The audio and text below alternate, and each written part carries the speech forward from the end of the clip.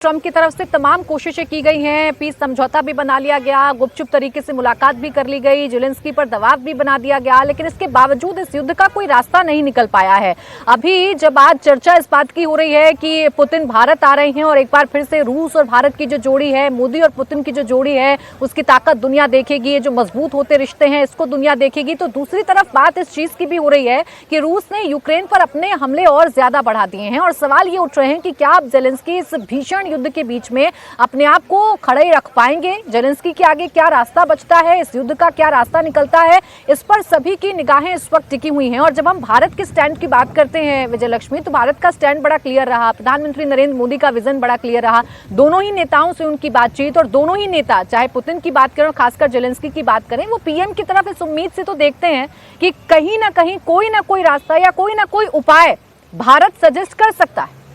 बिल्कुल, देखिए, और एक न्यूट्रल भूमिका भी भारत की रहती है क्योंकि कोई वेस्टेड इंटरेस्ट उसमें वहाँ पर नहीं है। और this is not an era of war. अगर प्राची आपको याद हो, G20 का प्लेटफॉर्म था, इंडोनेशिया में G20 का समिट था और भारत के कहने पर, हालांकि कुछ जगहों से उसको लेकर के ज़रूर विरोध भी हुआ या उस पैरा को जो है वो इनकॉर्पोरेट ही किया गया भारत के कहने पर, that this is not an era of war. तो प्रधानमंत्री नरेंद्र मोदी की शख्सियत,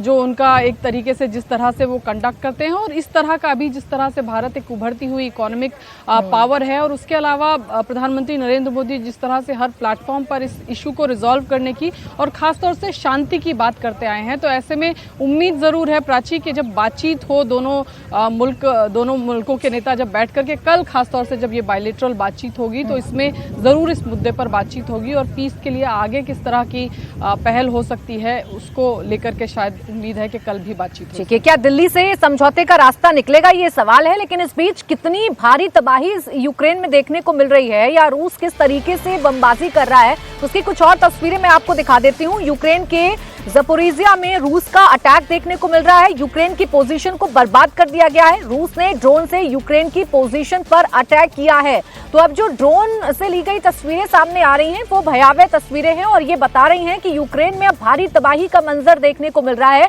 यूक्रेन के शहरों में, खासकर उन इलाकों में जहां सैन्य ठिकाने हैं, उन इलाकों में जहां कमांड सेंटर हैं, उन इलाकों में रूस ने अपने हमले तेज कर दिए हैं और जबरदस्त तरीके से बमबारी की जा रही है, टारगेट अटैक किया जा रहा है और तबाही का मंजर देखने को मिल रहा है। जो तस्वीरें ड्रोन से ली गई हैं उसमें भी आप देखिए, आपको सिर्फ मलबा ही मलबा नजर आ रहा होगा या धुआं उठता हुआ नजर आ रहा होगा या तेज धमाके की आवाज के बाद सब कुछ हिलता हुआ नजर आ रहा होगा। तो ये तस्वीरें तकरीबन यूक्रेन के जितने भी प्रमुख शहर हैं वहां से देखने को मिल रही है।